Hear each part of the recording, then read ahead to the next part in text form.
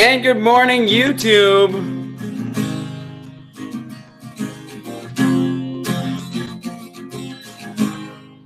What up, everybody? Welcome to Get Your News On with Ron. We're a little early, so we'll see how folks start rolling in here. Let me go ahead and pull up our Reddit. I was just ready a little early, so I just went live, you know. I just kind of went live. That's how I did it.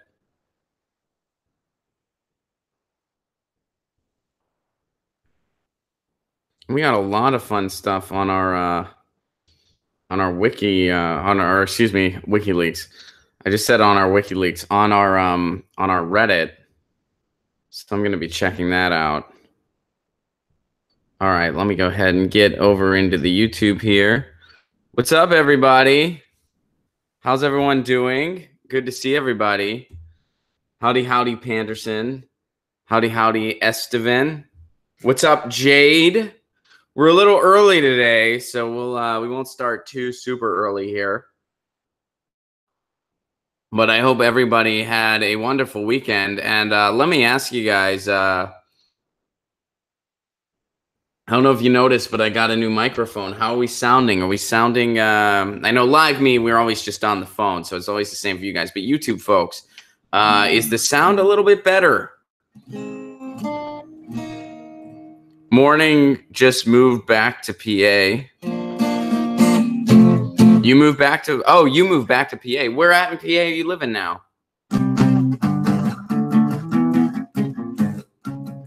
Sounding crystal clear. It's perfect. All right, so guys, I got a new microphone, which, by the way, for those of you that are, well, all of you, thank you. But, you know, especially shout out to the patrons because, of course, you guys are making this possible. Yet another Get Your News On with Ron, where I'll have to pay an airplane company for internet to participate. Wow, Balthazar, I appreciate that dedication. Thank you so much. Do you fly a lot? Is that why? Are you a traveler? What do you do that you travel so much? What's up, Joe? Good morning, my friend. Good to see you. DC, I am so bummed out I missed your party, man. I had a wonderful time. I was at a wonderful wedding in Santa Clarita. It was lovely, but I'm bummed out that it conflicted with your party and I couldn't attend both. So I hope it was great, and I really wish I could have been there. I got the Blue Yeti, Joe. We talked about it. I got it. So we'll see, guys. I got a new microphone, which... Patrons, thank you so much. You made this possible. I got a new microphone, and we're slowly fixing all the issues with this stream. So we're going to see if the audio clips. Today's kind of an experiment. I also got some new hello, Ron, from Todd Schlager's campaign. Also, the new microphone sounds great. Good to see you, Chris. And, you know, Todd's a nice guy. I like him. Don't agree with him on everything, but he's a nice guy, and I like him. That's a really good mic at a really good price. That's the one I've been watching forever. That Yeti, though, that Yeti. You know, I did a little research, and, yeah, I feel like that was the way to go for me. Although I got to be honest with you guys, I'll tell you guys a story about it in a second. Lighten your video, reduce the contrast. Just a bit. Guys, we are over 30, so we're going to have to start a few minutes early. That's okay.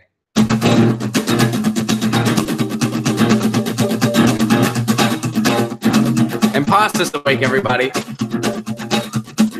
The crew's all here. Get your news on with Ron. Just want to know what's going on. We're getting our news on today. Get your news on with Ron. Don't you want to know what's going on? We're getting our news on today. You can tweet me an article at Ron Placone. We'll go through it together and make it our own. Get your news on with Ron. Don't you want to know what's going on? Getting our news on today.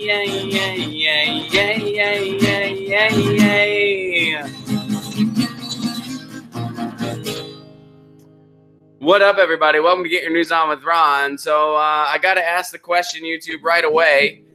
did we clip there during the theme song? I know some of you guys mute it automatically because you know it's going to clip, so you just mute it. And I get it. I don't take it personally. I understand. He's changed the song a little. I really haven't changed it. I'm just hoping it didn't clip. That's the change. So how did it clip, guys? Let me know because we're experimenting. It came in clear. Oh man, that's freaking awesome news. If that's it did clip. Okay, apparently it did clip a little bit. There was a little bit of clipping. So I don't think it's a mic issue. Some of you were saying it came in totally smooth. So I guess it depends on the stream. So I guess it's a streaming thing, and not necessarily a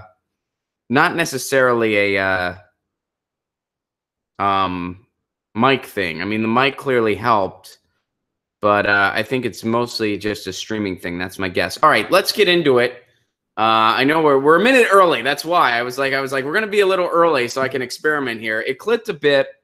But it also, when you said pastas here while you played guitar, all right, the video lagged, but the audio was fine. Okay, cool. Still a work in progress. Joe, I'm with you. Joe said it's a Hangout thing probably. So I'm switching over to a different streaming software. I'm going to be using OBS soon. And I think that should probably fix the problem in depth, like totally. Like that should fix the problem. So anyway, enough shop talk because it is officially 10 a.m. We can't delay. The show is on, but thank you guys for your help. I appreciate it very much. All right. So let's go on to today's question. Some of you guys saw that I tweeted it out. We'll start with the question. Then we got a lot to talk about.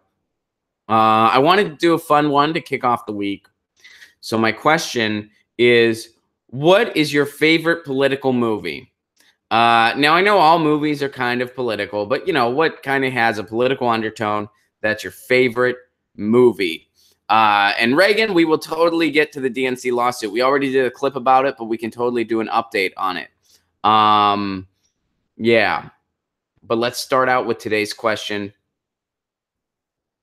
And here we go. I'll go to the tweets first. First of all, I'll answer for myself. Now, it depends on Manchurian Candidate, who points out, Cool Runnings, All the President's Men. Someone tweeted that, too. Someone tweeted All the President's Men. The DNC. Dr. Strangelove or V Vendetta. I really got to watch. I've never seen Dr. Strangelove. Marcus just moved to Chicago. Congratulations, Marcus. Mr. Smith Goes to Washington. That's another one I have to see. Honestly, the reason I did this is because there's a lot of movies I need to see, and I'm just counting on you guys making a list for me. So the people that complain, I rely on the audience for too much. They're really going to complain today. They're like, he makes them make his movie list for him. He's like, which movie should I see? That's all he does. He's not prepared. The Missiles of October. I've never even heard of that. I got to check it out. Whack the Dog. Heard of that. Not seen it. Bob Roberts. So, you know what? For me, I'm going to have to give a shout out to Idiocracy, of course, Network. And, you know, this is kind of political in a more subtle way, I would say. But my favorite movie, period, like my favorite movie, completely my favorite movie is Fight Club. And I would say Fight Club is pretty political. Like it's a commentary on our work culture. It's a commentary on Generation X and those that kind of feel like capitalism left them behind. It's definitely a commentary on materialism. So Fight Club, I'm going to have to say Fight Club. Jordan, the question is, what are some of your favorite political movies? Now, of course, all movies are political, but, you know, kind of political undertone movies. Good morning, Marcia. Thank you so much. Hope you're doing well. Clueless. I'll take it. Why not? I mean, I said Fight Club. Idiocracy gets another shout out. Old Chris Farley Spade.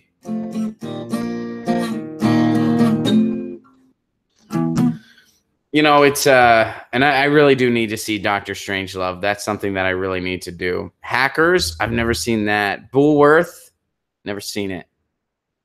I don't know why I picked this as a topic, because now you guys are all finding out how terrible I am with movies.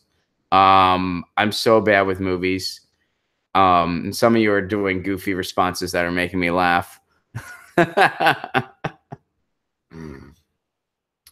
My favorite political movie is Bring It On. Someone gave Fight Club a Reefer Madness. Nice. Good call. Reefer Madness. Love it.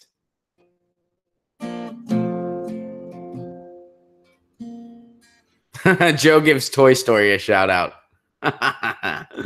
Nice. So I got a lot of movies to see. You guys have given me a lot of homework to do, and now you all know how terrible I am when it comes to seeing movies. Because some of them I'm like, well, maybe that is political, and I just don't even know it, you know? I need to see Dr. Strangelove too. We both really need to see Dr. Strangelove. Catch-22, Clockwork Orange. I love, man, Clockwork Orange is a brilliant. I like the book so much better though, and I hate to be that guy, because I think a lot of times it goes without saying. Although my favorite movie is a book to movie deal. Although I like the book even better than the movie. But Fight Club is my favorite. It's such a shame they did such a beautiful job with the Fight Club movie, and then just did such a terrible job with the Choke movie. Did you ever see the Choke movie? I thought it was so bad. And Choke's my favorite Chuck Palahniuk book. But Choke, the movie, was just terrible, I thought. Fear and Loathing in Las Vegas. Man, did they ever make a movie version? I love Hunter Thompson, by the way. But did they ever make a movie version of Fear and Loathing on the Campaign Trail? Why did they never make that movie? Did they? Maybe they did, and I don't know about it. It's possible. I'm terrible with movies. Yes, I've read Fight Club, the book. What's up, Jesse? Good to see you. Choke is my favorite book too, but the movie's trash. Yeah, I was so disappointed by that freaking movie. Did they? So they wait, Jason, are you responding to my question? Did they make a Fear and Loathing on the Campaign Trail movie? I didn't even know that, and I've never seen it. I bet there's an information superhighway where we could find out the answer to that question really quick. But I'm busy at the moment. I'm not going to Google. I have tweets to get through. Which, by the way, let me go through some of the tweets that you guys said for your All the King's Men. This is from the Untrained Eye. All the King's Men, the original with Broderick Crawford. All the President's Men, JFK, Guilt by Suspicion. Jamie says, my fellow Americans, absolutely hilarious, though only political in certain ways. Seawalk gives a shout out to Idiocracy. Surveillance Films, they got surveillance right in the name, y'all. Of Facing the Crowd, Dr. Strangelove, Citizens Kane, All the President's Men, Lawrence of Arabia, JFK, Manufacturing Consent. Oh, this is a great shout out.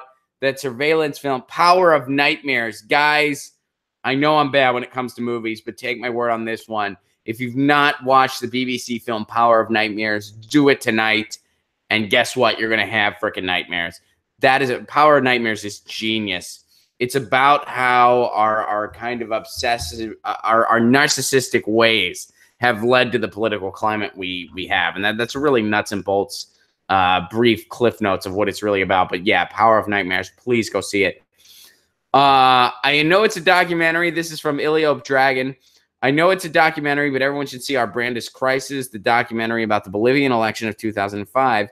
It shows what Democratic strategists are all about. Interesting. Surveillance Films tweeted another one.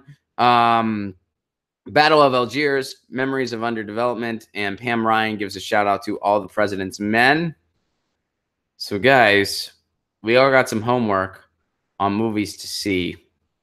We totally all got some homework on movies to see. All right. And someone else gave a shout out to House of Cards. I like it. I like it. I like it. So let's move on to some articles for today, shall we? This is from Joe, and this is about the Joy Reid thing. By the way, we'll do an update on the DNC lawsuit. Spoiler, I'm probably gonna think it's a waste of time. But we'll totally do an update on. But let's go to here first. This is from Joe. This is a Glenn Greenwald article from The Intercept. MSNBC's Joy Reid claims her website was hacked. And bigoted anti-LGBT content added. A bizarre story liberal outlets ignored. Joy Reid apologized last December for a series of homophobic blog posts that she wrote from 2007 to 2009 about then-closeted Governor Charlie Crist of Florida, whom she repeatedly mocked. Most people seem to accept her apology. In 2012, the Democratic Party officially changed its position on LGBT equality. Let's see here. But the last 24 hours have changed her situation considerably, excuse me. So they unearthed some more bigoted, vicious anti-gay articles that appeared to be from her old blog. She has removed that blog from the internet. So Jamie Maz, the person that uncovered this, found the articles using the Wayback Machine, which is the Internet Digital Archive machine. But unlike the post that she apologized for, which she said were intended to mock the hypocrisy of GOP officials, the newly discovered articles have nothing to do with GOP hypocrisy. They are just hateful, bigoted, and homophobic in their own right. So here is a summary of some of the stuff she wrote. Defending former NBA star Tim Hardaway's aggressively anti-gay comments by writing that while such comments are stupid for a public figure to make, most straight people cringe at the sight of two men kissing. Okay. What does that have to do with anything? What is that? That's such a weird defense of somebody writing homophobe. Well, most men cringe at the... How do you know, Joy Reid? Saying she couldn't go see Brokeback Mountain either, despite my sister's ringing endorsement because I didn't want to watch two male characters having sex. Does that make me homophobic? Probably. Okay. Arguing that intrinsic to being straight is finding gay sex acts gross. Defending Marine General Peter Pace after he condemned homosexual acts as immoral by suggesting his views are actually normal. To quote Morrissey, there is no such thing as normal. Opposing Harriet Miyer's nomination to the Supreme Court by implying she is a closeted lesbian and comparing her lesbian haircut to those worn by the presidents of Now and Glad.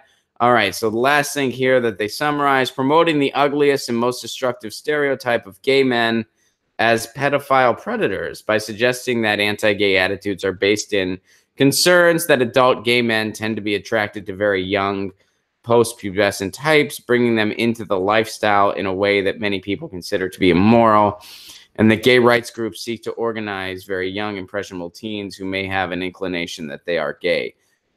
So these views are fit for either one of two things, either the farthest fringe of the religious right or somebody who is very young themselves and honestly doesn't know any better.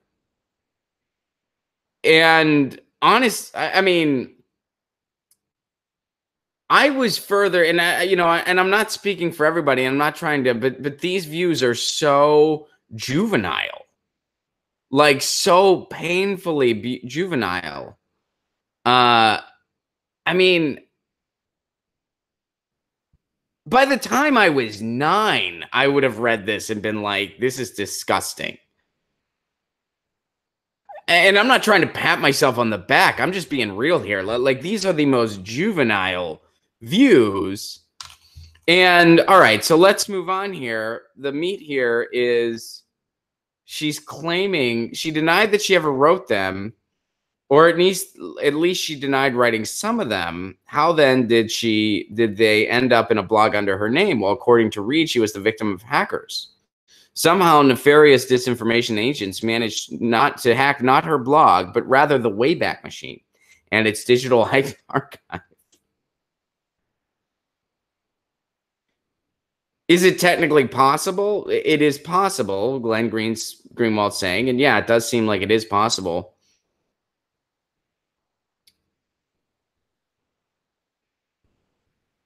So she's saying that they hacked the Wayback Machine. You know what's funny? When this all came out, and I was aware of this when it came out yesterday, a friend of mine tweeted, I was going to make a joke that Joy Reid is going to blame Russian hackers for these blogs, but the Democratic Party already beat me to it. My friend Brian tweeted that out, and I responded to him, and I said, the difference is you're trying to be funny. They're not. They literally blamed Russia. They actually blamed Russia for her tweets. Platypus, thank you so much for the super chat contribution. Thank you very much. I appreciate that. So, well, what do you guys think? Was this? I mean, as much as I do not like Joy Reid and her points of view and what she expresses, and by the way, she was singing a totally different tune. I actually like what Joy Reid had to say, about Hillary Clinton in 2008 versus 2016 were way different. And when she pointed out the racism in Hillary Clinton's campaign, she was spot on. She was right on in regards to that piece of information. Then she got paid a lot of money to change her views. So she did. Bluebell says she deleted the offensive remarks, claimed that someone hacked her account, but she didn't delete the tweets that linked to the blog post. She, quote, evolved. James says that. Wow. Yeah, I don't know. I mean, part of me finds it hard to believe that even she would write something that juvenile and archaic. I mean, if somebody just read those summaries that we just read from the Intercept article and asked me who wrote it, I would say either like somebody from Pat Robertson's ilk or like a child that honestly doesn't know any better. That would be what I would say. I would, if somebody just said, do you think Joy Reid wrote that? I would say no. And this is coming from somebody that is not a fan of her work at all. I'm not a fan of Joy Reid's work at all. I'm not a fan of what she's doing. And furthermore, I really, Frederick kind of beat me to what I was just about to say. She'll say anything at any time. Her views are bought and paid for. So maybe somebody was buying her views in this, for instance. And I'm not saying I buy her story that she was. I think she probably wrote these. Yeah, I think she probably wrote these. I doubt that somebody with that type of power would think, I know what I'm going to do. I'm going to hack the Wayback Machine and make Joy Reid look bad just in case somebody else tries to look for it. Bluebell points out, do we have a Verit code for those blog posts? Then we can know whether or not they're legit, right? So I don't buy her story that she was hacked. I think that's a comical joke. But is it possible? Sure. And God, do I find it hard to believe that even she would write something that ridiculous and archaic. I do. But if the blog posts are there, the blog posts are there. And she's claiming that she was, quote, hacked. I have a feeling they're going to try to just ignore this until it goes away. Or MSNBC is going to let her go. I think one of those two things are going to happen. As of the recording of this, she's not been let go by NBC. But I have a feeling they'll just kind of get rid of her. I mean, at this point, the Democratic establishment, their only claim is that they're not homophobic. Even though, by the way, Hillary Clinton didn't come out for gay marriage until about 2013, 2014. The Democrats used to laugh at Dennis Kucinich when he was for gay marriage and gay rights. They laughed at him. Joe Biden was against it in the debates. Barack Obama, quote, evolved on it. And by the way, what do they mean by evolve? They mean that public opinion forced them to change their archaic views. Public opinion forced them. They didn't want to. They had to. They swayed in the wind along with what they thought they had to say to get elected. The people that were actually standing for these issues when it wasn't popular to do so, they're the people that actually stand for something. Dennis Kucinich, actual progressives. Not Joy Reid, not Hillary Clinton, not Barack Obama, not Joe Biden. So yeah, I totally think Joy Reid wrote these blog posts. I don't buy her story that she was hacked. I do find it hard to believe that even she wrote something so ridiculous and archaic. But again, it's hard for me to get into her mind because all of her views are completely paid for. Her views are bought and paid for. So it just all depends on who the buyer was. It all depends on who the buyer was. And honestly, I don't really care what she thinks. I think there's a good chance she'll lose her job over this. And when she does, I don't know what she'll do next. She doesn't need money again for the rest of her life, at least I'd imagine, unless she's, not being smart with her finances. So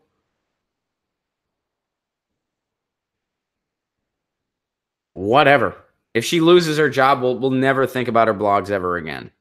The only reason we think about them now is because she has a very powerful megaphone, and that megaphone is bought and paid for. So, yeah, that's my take on that. Does anyone just for the sake of it, does anyone think that Russia hacked? Does anyone think Russia hacked the Wayback Machine to make Joy Reid look bad? Does anyone think, what we need to do? We need to make MSNBC personality look like she doesn't like gay people. She said homophobic things before. We need to make it sound more homophobic. And we need to do so in a Wayback Machine. Why should we do that? Just because somebody will come look for it. And then they'll be like, oh, she's more homophobic than we realized. And then failed businessman can be president for more time. Is that what they want us to believe? It adds up to me. Totally adds up to me. There's no holes in that theory. Good job, Joy Reid. Way to go. We're going long term here. All right. Let's move on to something that's probably equally ridiculous. Because we're going to talk about, what are we going to talk about? The frickin' DNC lawsuit. We'll talk about the DNC lawsuit. You guys have requested it. So let's go over to the, we're going to go over to the Reddit. Why does it take me so long to think? Man, I am aging myself when I expose how dumb I am when it comes to Reddit. Shalais, I don't know if he's here today, but Shalais gave me a guide. He put a Reddit guide in our Reddit subsection, and he said much needed, which was very true. No argument. And I watched the guide, and I'm still ridiculous. I'm still terrible. All right, so this is a video. We'll do that video thing where we go ahead and we watch it. Let me go ahead and mute the we'll go ahead and mute the YouTubes so that we can hear this. All right. So here we go. Oh wait, this is from, yeah, we're not watching this. This is 21 minutes long. Don't have time to watch this. I appreciate all right, so let's just go and Google something instead. All right. DNC lawsuit. We'll go for update. Why not?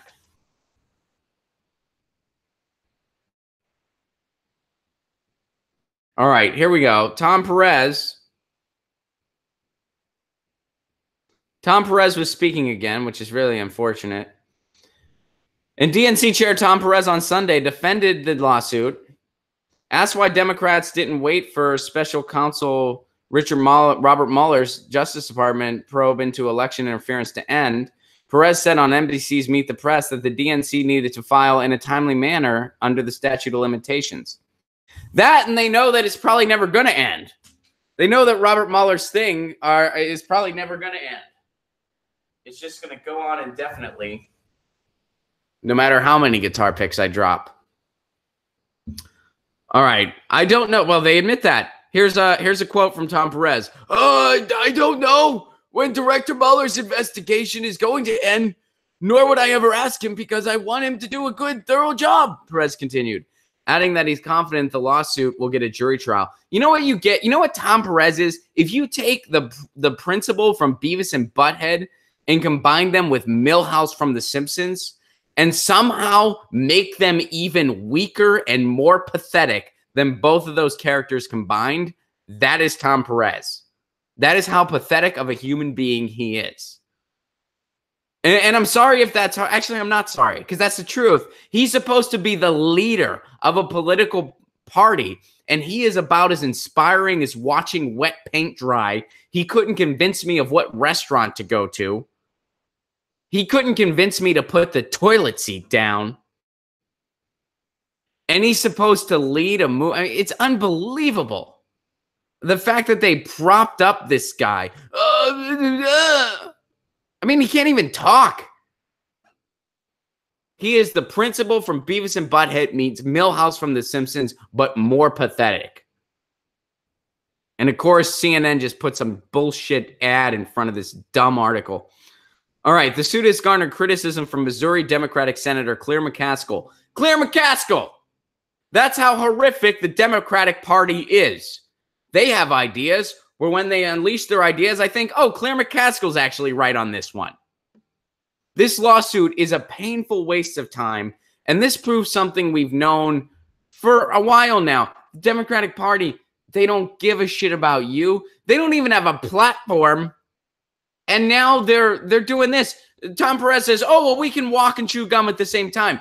The midterms are coming up in November. Your party doesn't even have a platform. Not only can you not chew gum and walk at the same time, I wouldn't even trust you to chew gum. I would give you gum the way I would give a 3-year-old gum. I'd be like, look, you're not allowed to swallow this, and I would know you'd swallow it anyway. I'd be like, it'll come out in your poop, I hope. The lawsuit and other sideshows, such as the publication of former FBI Director James Combs' book, blah, blah, blah, blah, blah, blah, blah, blah, blah. Trump mocked the Democrats for their lawsuit, suggesting Republicans could use it to their advantage, and dredging up allegations against the committee's former chair, Debbie Wasserman Schultz. If WikiLeaks does countersue, something like that could happen where the Democrats would actually have to do that sort of thing. Let's see here.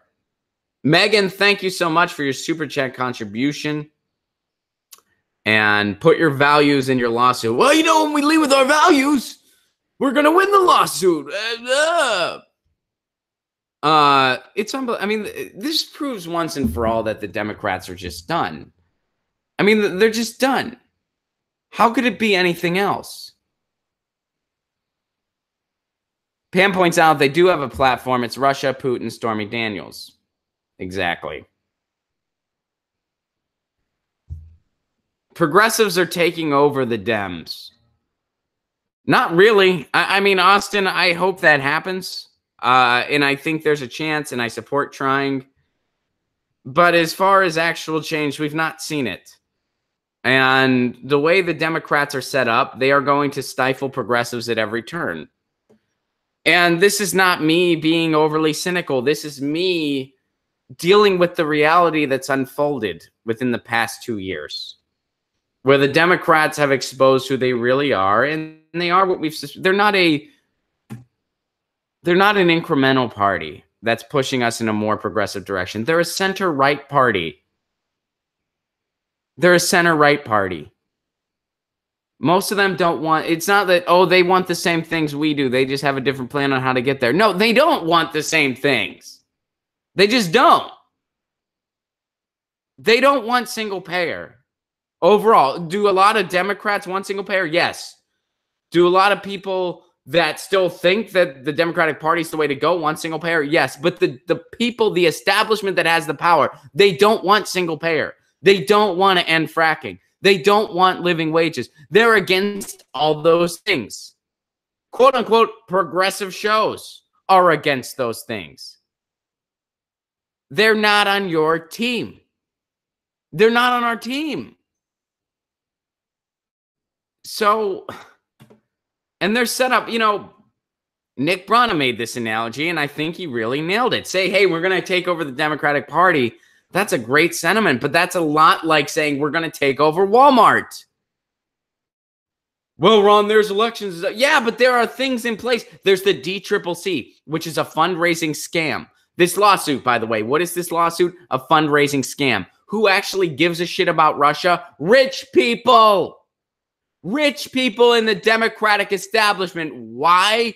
Because they want somebody that's going to protect their tax bracket, but that says nice things. It makes them feel better when they're having their lattes. Why? Because they're rich. They don't have real problems. They don't give a shit about single-payer healthcare. They have their healthcare anyway. They can afford it.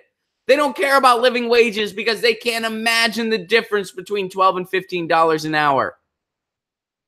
They don't give a shit about fracking because it ain't happening in their backyard. Like Phil Oakes said, they're 10% to the left in the best of times, 10% to the right when it affects them personally. That's the Democratic establishment. That's who the establishment is for. Who gives a poop about Russia? These people. That's who cares. Nobody else does. Nobody else. No one. But they have the deep checkbooks. That's why they're doing this bullshit lawsuit. They're going to get money. Platypus. Hey, Ron, may I have the honor of interviewing for my channel? I really just need audio, pretty please. Yeah, sure. You can interview me for your channel. And thank you very much for the super chat contribution. But yeah, totally. Email me. We'll set it up.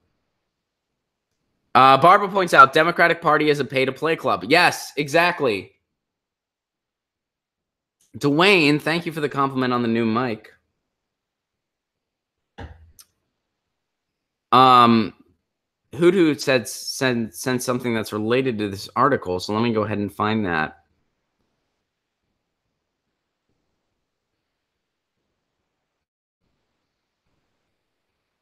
All right, so this is from Hoot Hoot.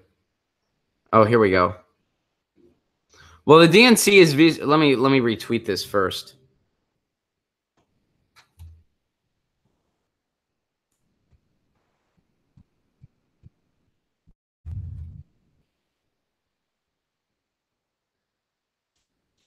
Well, the DNC is busy filing unhinged lawsuits without evidence. Dem management can't even commit to a letter saying they commit to the superdelegate reduction they committed to in 2016. Beautiful. Beautiful. Bernie forces ask Clinton and top Democrats to recommit to cutting superdelegates. We believe that the passage of these reforms is a fundamental and necessary step.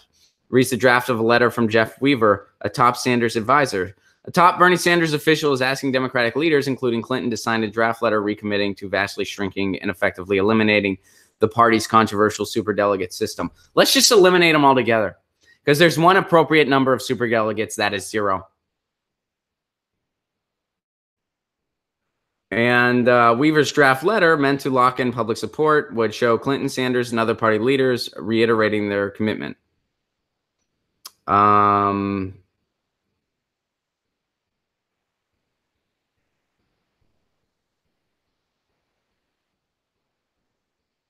And it looks like no one signed it. Committee members remain divided on the idea of a 60% reduction. Some, like longtime party leader Leah Daughtry, support eliminating superdelegates altogether on a first ballot convention vote. Others see superdelegates as a crucial part of the primary system, a safeguard against nominees like President Trump, said one Rules and Bylaws member, Elaine Kamarck, a DNC member who has studied presidential politics for years. Kamarck has backed the original Unity Reform Commission proposal, but also made very clear she believes that in the long term, the more so-called peer review by veteran party leaders produces stronger presidential nominees. You mean like the weakest nominee in the party's history? You mean like Hillary Clinton? A nominee that lost to a reality TV clown who's done nothing but file bankruptcies in his life. The second most pathetic nominee to ever run for president, who lost to the most pathetic one in a literal unpopularity contest. You mean the superdelegates make sure we have stronger nominees like that? Elaine Kamarck, are you clueless? Did you fall asleep in 2015 and just wake up now? Do you forget what happened between now and then? And you have the gall to make it out like you're smarter than all the voters in this country. Because that's what superdelegates are. They're saying you're too dumb to know what you want, so we have to tell you. And we have better strategy than you. That's what the super delegates are supposed to be for. That's why, by the way, if you vote against which candidate you think is best in a primary because you're worried about the general, you don't understand how a primary works. And if you come on my show and lie to me about it, I'm going to say you lied to me about it. Not only do you not understand how a primary works, but then you lie about it. And I'm supposed to think you're fit for office. And somehow that's my fault.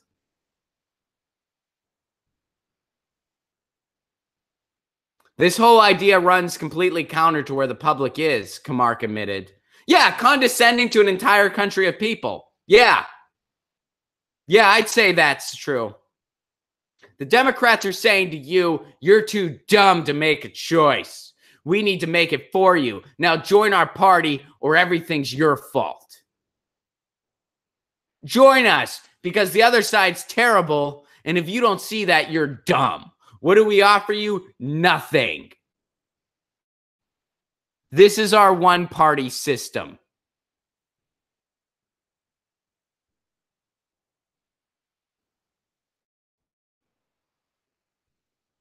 Hoot Hoot says she gets worse. However, if the Trump presidency crashes and burns and take the GOP with it, which is not unrealistic, this dialogue will start. Elaine Kamark. I don't know if I'm pronouncing your name right, and I don't care. But how can you be? Guess what? Elaine, I have some crazy news for you. The dialogue has started. The dialogue has started because so many people thought that getting their arm twisted the way it was completely unacceptable and that we deserve better. The dialogue has started. Trump's already crashing and burning. And in 2018, I have a feeling we're just going to see a little bit of a quote-unquote blue wave because strategically the Democrats are doing everything wrong. Everything wrong. Most of them. There's some Justice Democrats doing some good things. There's some progressives. There's some people thinking out of the box. But overall, the leadership, the establishment, they're doing everything wrong. When the Rules and Bylaws Committee meets next month in Washington, members will also weigh whether changes should be made to the DNC's rules or to its charter document, a distinction that will determine the vote threshold needed at a final vote later this year. Rules changes require a simple majority of DNC members. Charter changes, considered to be more permanent, requires a 2/3 majority. We want you to just let us be able to cheat a little bit. We want to be able to cheat a little bit. Come on. I don't think we're going to see any reduction in superdelegates. I'll say it right now. I don't think we're going to see any reduction in superdelegates. This Kamark person is so brutally out of touch. Almost as out of touch as Tom Perez. Blue dribble. You guys in the chat pointed out blue dribble, not a blue wave, a blue dribble. I'm with you. I mean, it's just unreal. Like how they can just ignore public opinion, ignore what's really going on, and do this ridiculous mental gymnastics to defend these systems that are clearly broken beyond repair and are just set up. I mean, they're not broken because they're set up to screw us. I mean, how condescending.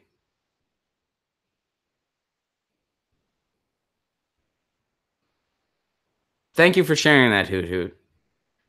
And Joe, if you don't mind, make 2 different clips out of make the lawsuit one clip and the superdelegates another one. Reagan sent this in. Reagan in the money. All right, so this is a thread.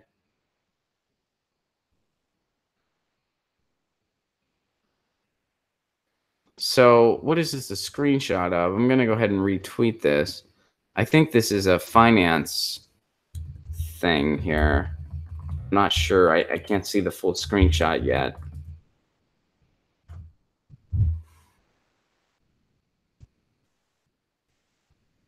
Oh yeah, so this is DNC expenditures. Onward together. $286,000. These are expenditures for/against. Onward Together, $145,000. Onward Together, $139,000. Onward Together, $139,000.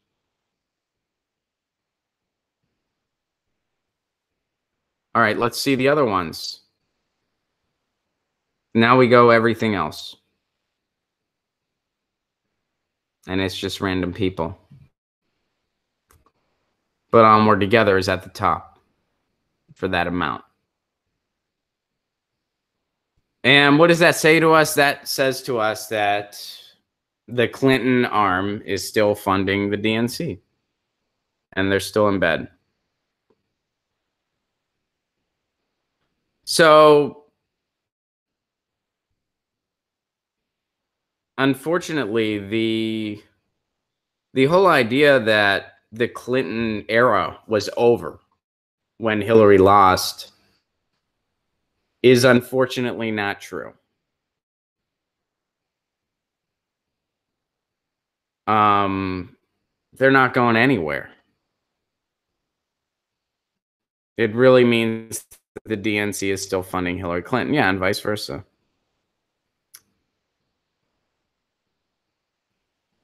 They're not going anywhere. And this is why I don't have any faith in the Democratic Party. This is why I don't. I think we need to put all of our energy into a new party. Or green entering. One of the two.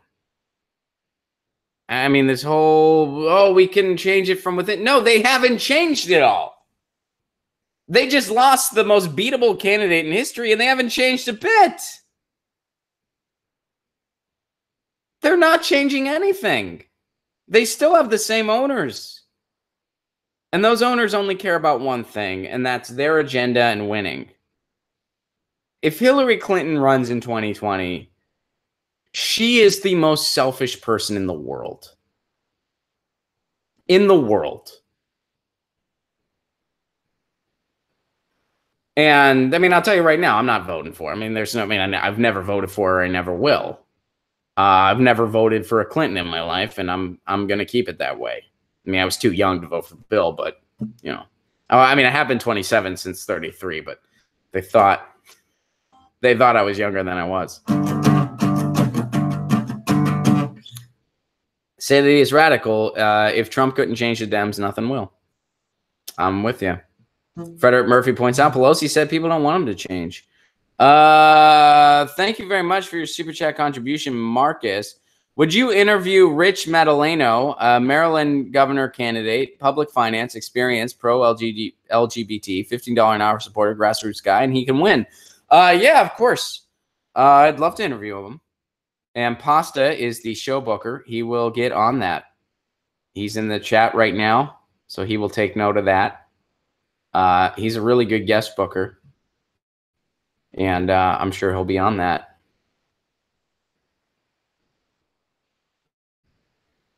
All right. So let's move on from how ridiculous the DNC is. See what else we have to talk about today. Reagan, thank you for sharing that. And let's see. We're a little out of order today because I just kind of went on top of the...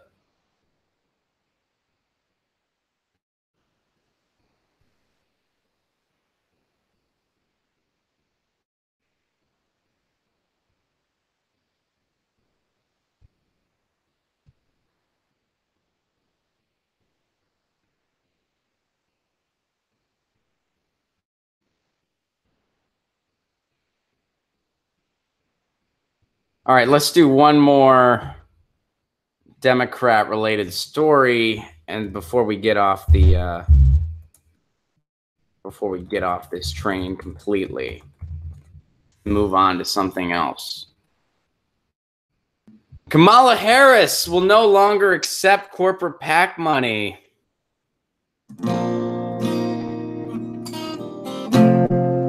So she got on that bandwagon. Somebody should tell her staff.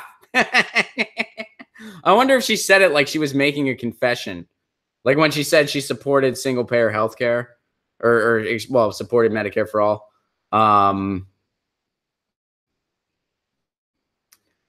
Daniel, easy question. Do you like Modest Mouse or Built to Spill? I like both, but I'll be honest. If I had to see one live or the other and I had to choose, I would choose Modest Mouse 120% of the time. I have walked out of a Built to Spill show before. They are terrible live. I've seen them twice, at least in my experience. I mean, maybe they had two really bad shows and I happened to be at both of them. But I have seen Built to Spill twice, and they were atrocious live. First of all, they didn't play anything from their early catalog because I guess the punk pop tunes are beneath them now. They're pretentious. I'm sorry. Like they're Daniel. I mean, they are the most pretentious band I've ever seen live. Just as far as the way they present themselves. I've never seen one, Daniel. If Built to Spill has good shows, I've never seen one. I've seen them twice. I literally walked out the second time. It was so bad. They just jam, just drone out. They make, I mean, like they're clearly going through like the prog era now, and that's fine. I still like it. I like their music, but they are so like they just get up there and they just like, I do like Morrissey. I do like Morrissey. I can't stand a lot of the stuff he says in public. I like his music. Morrissey is as pretentious as it gets. I can't argue with that. But as far as the way he presents himself on stage, not really. When Morrissey gets on stage, he plays his music. That's what he does. He plays his music, and he plays a good selection of songs. He plays a couple old Smith songs because he knows people want to hear it, and he celebrates that stuff. And that's what Morrissey does. I'd go see Morrissey live 10 more times over going to see Built to Spill once. Strictly as like live shows.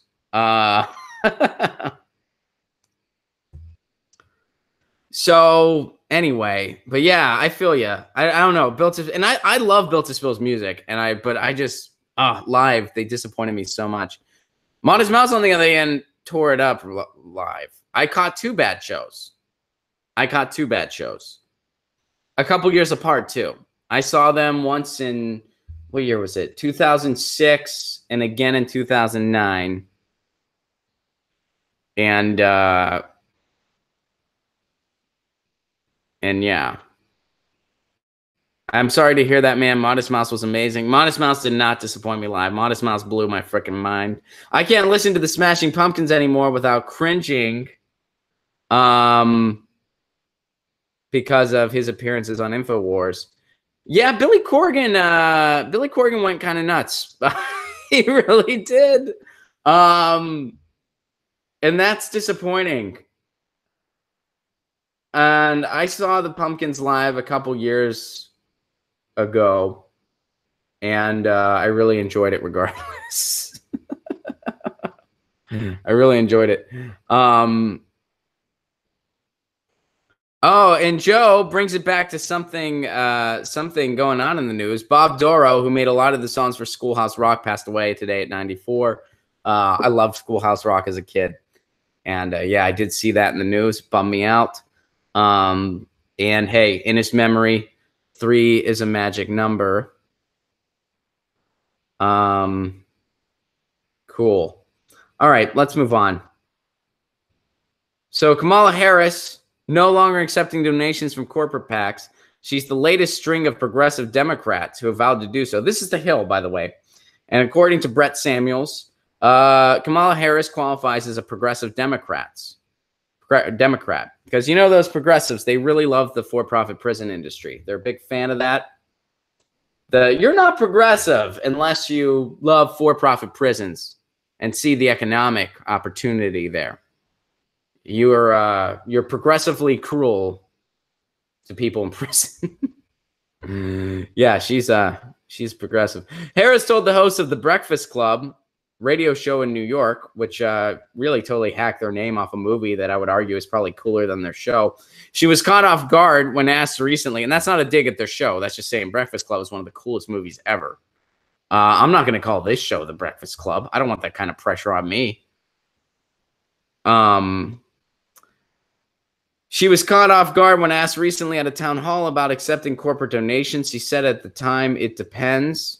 So I've actually made a decision since I've had the conversation that I'm not going to accept corporate PAC checks.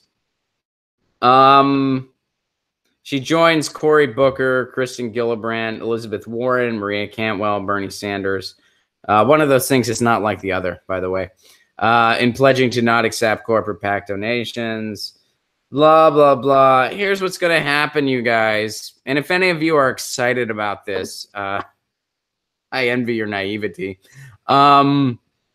This is what's going to happen. Everybody that's a 2020 hopeful is going to say they're not taking corporate money for a little while. They already got a ton of it, by the way. And then what's going to happen is once it's warming up and we're amidst the 2020 campaign, they're going to say, but Trump, and they're going to take corporate money again. That's exactly what's going to happen. It's a political football. The one reason to be optimistic here, one reason is that they know public opinion wants a more progressive candidate.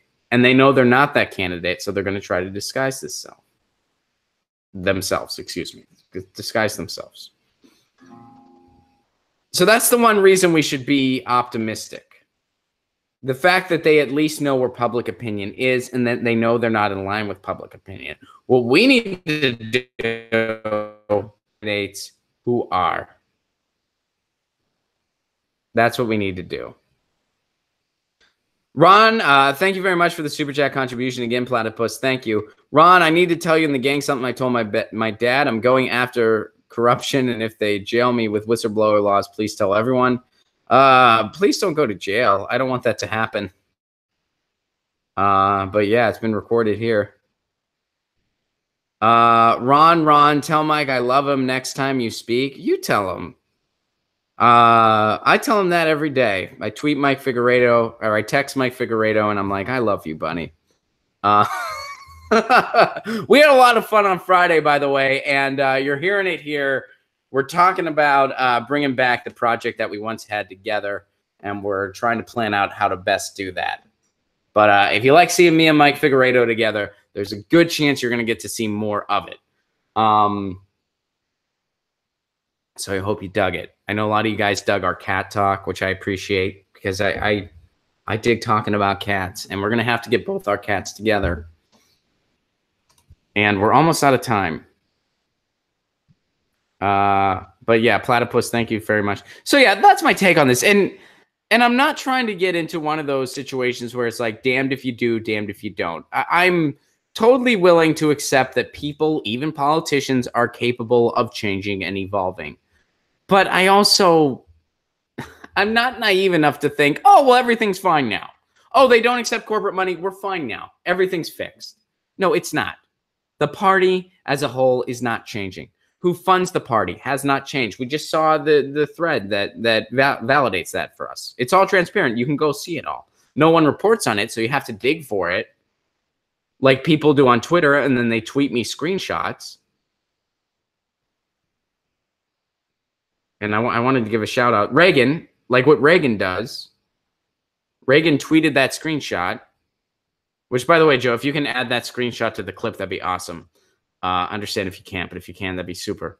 So, yeah. And that's my take on that. But at least they know public opinion is on our side. But we can't let them fool us. That's the thing. So let's not let them fool us. All right.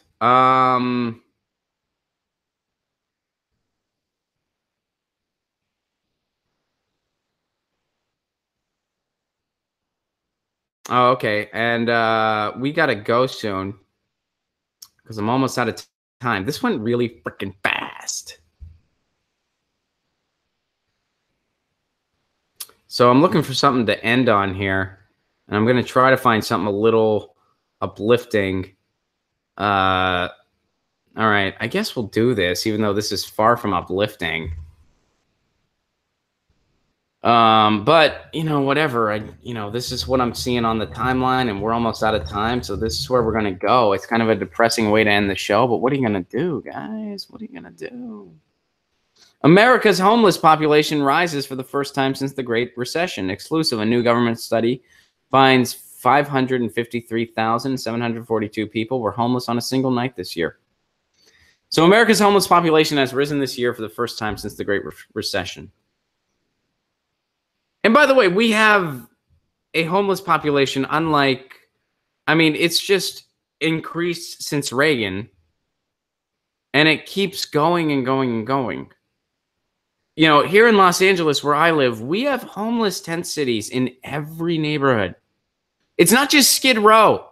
It's not like, oh, you go to Skid Row and that. No, we have them in every neighborhood. I live in Pasadena, which is, east of LA proper. We have them here. I used to live in Silver Lake. We had them there. Silver Lake's like the hipster neighborhood. It's kind of like the Brooklyn of LA, basically.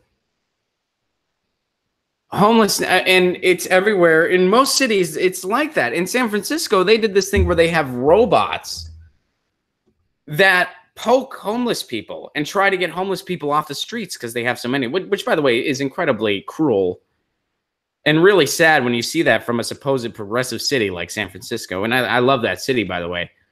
But it's really sad that some of the powerful people with money are doing stuff like that. So, yeah, we have a homeless issue. I'd imagine, I don't know if there's ever been a time where homeless was this bad. And since the Great Recession, it's actually statistically gone up. And I appreciate this article. I appreciate they're at least talking about homelessness.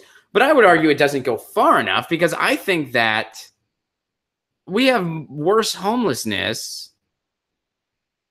than maybe ever before in our country's history. And it's not like, oh, it's just bad since the Great Recession. No, it's gotten progressively bad since the 80s, like from the 80s until now. It's gotten really bad. And someone's saying that it's gone up in the UK too. London's getting really bad. Beautiful Earth points out. It's a world epidemic at this point. And it's because of neoliberal politics infecting this entire world. And the worst part is we have the resources to solve it. Jeff Bezos could solve homelessness tomorrow and still be one of the richest people in the world after he solved it. A system that allows something like that to happen is beyond broken. It's predatory. And it's lethal. And it's not safe for humans.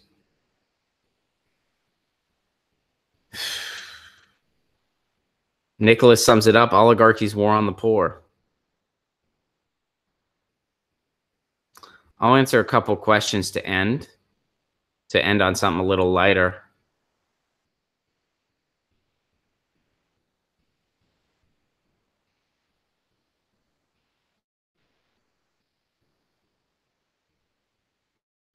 Marcus asked me, what's my favorite city to tour in? That's tough, Marcus, because I've had some really fun times in a lot of cities. But, I'll say as of recent, I really love playing up in Portland, Oregon. I'm excited to be going back there with the Jimmy Dore show at the end of June. I love performing in Minneapolis, Minnesota. And I love performing in Madison, Wisconsin. I guess I'm going to have to go with those as my top three, although that's really tough. I can tell you that my favorite comedy club is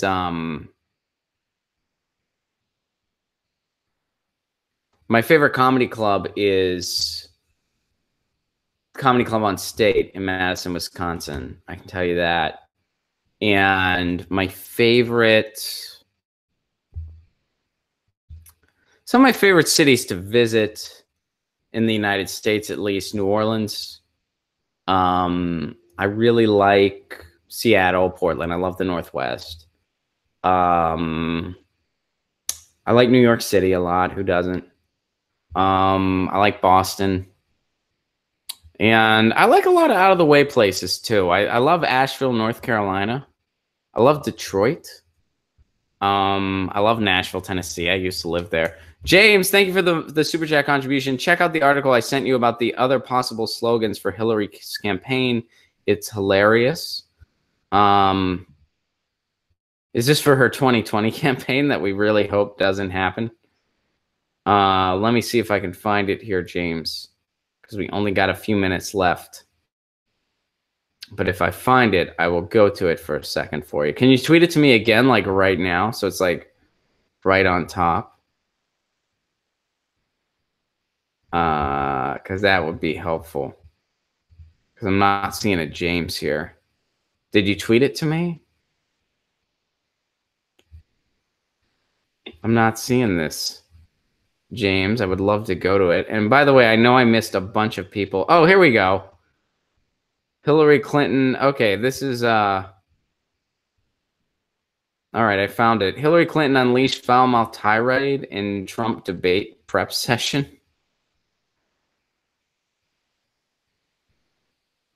Is this what you're referring to, James?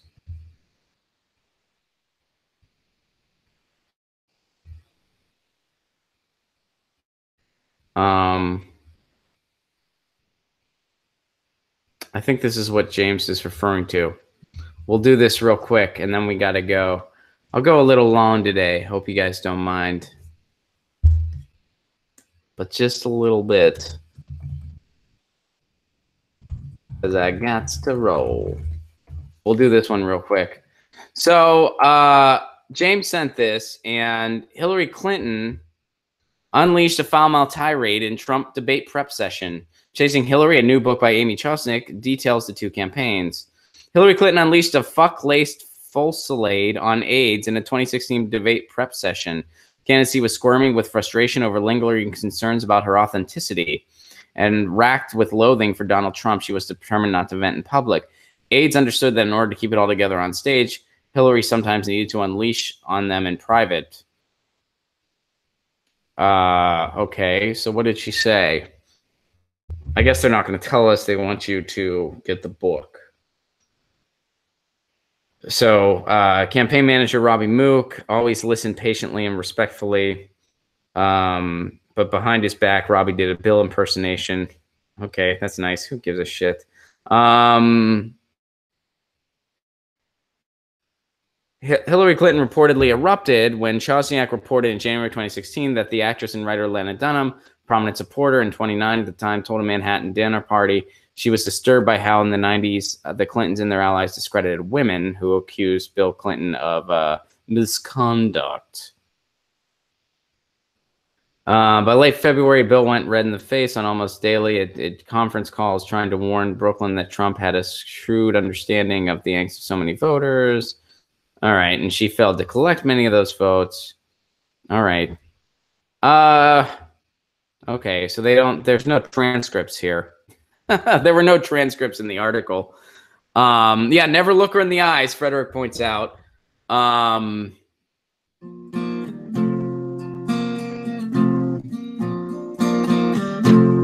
Yeah, thanks for sharing the article. I won't be reading this book because I do not care. I could care less about her thoughts. I could care less about her election. My only hope in regards to Hillary is that she's not running in 2020, because that guarantees us 8 years of Trump. And yeah, I'm sure she went on foul-mouthed tirades before the debates. Those debates were a freaking joke. And that's one thing that's not Hillary's fault, by the way. That's not Hillary's fault. That's one, for instance, where I'll be like, the circus that was those 3 debates, that's not her fault. Now, it is the fault of the media. And you know who made that media possible? Bill Clinton. So they're still connected.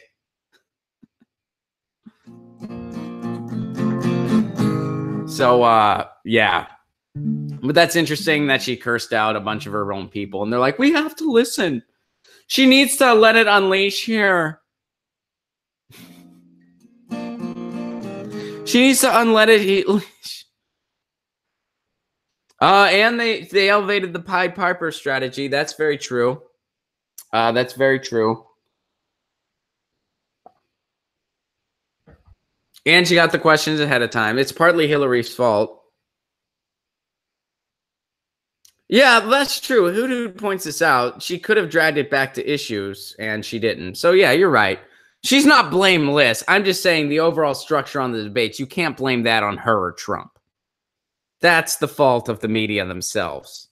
And those debates were disgusting. I watched all three of those debates, and I learned absolutely nothing.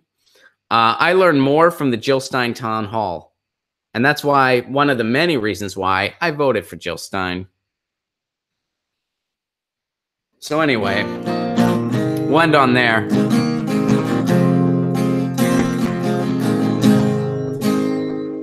Guys, thank you so much for being part of this. If you want to help me expand this show so we can go longer, I got to about a third of the articles you guys sent in, maybe. I missed a ton of articles. Jesse, I missed an article from you. I apologize for that. Please tweet it again tomorrow so we can go through it. I apologize.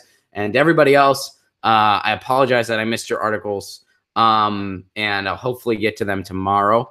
But this is Get Your News On with Ron, the world's first viewer-curated streaming news show. What does that mean? That means you guys tweet me articles, and that's how we build the show. I'm not prepared at all for this show. You guys tell me what we're going to talk about, and we talk about what you guys send me. Want to support this show, help it get to the next level? Patreon.com/Ron Placone. You can give it whatever level you're comfortable with, and you get 2 pieces of content every Wednesday and Sunday. And you get to get tickets to my shows. If I'm playing in your town, you want to go, tickets are free for you if you're a patron. Patreon.com/Ron Placone. Follow me on Twitter at Ron Placone. RonPlacone.com. I'm going to have some new tour dates announced soon. I love you all very much. I will send you off with the theme song. Did I put out a CD? I'm putting out an album later this year, Nicholas. Oh, and by the way, if you're a patron, you get that album for free delivered to your inbox when it's finished. And it's going to have some music on it, too. It's going to be stand-up.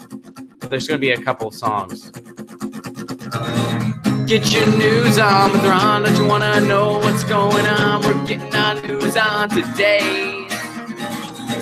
Get your news on with Ron. Don't you want to know what's going on? Let's hope they don't start World War III. You can tweet me an article at Ron Placone. We'll go through it together and make it our own. Get your news on with Ron. Don't you want to know what's going on? Getting our news on today. Yeah, yeah, yeah, yeah, yeah, yeah, yeah, yeah. Thank you very much. This has been Get Your News On with Ron. I love you all very much. I will see you tomorrow at 10 a.m. Pacific Standard Time because we do this every Tuesday through Friday at 10 a.m. Pacific Standard. I'll see y'all tomorrow. Till then, stay safe in this crazy world of ours. I love you very much. Peace.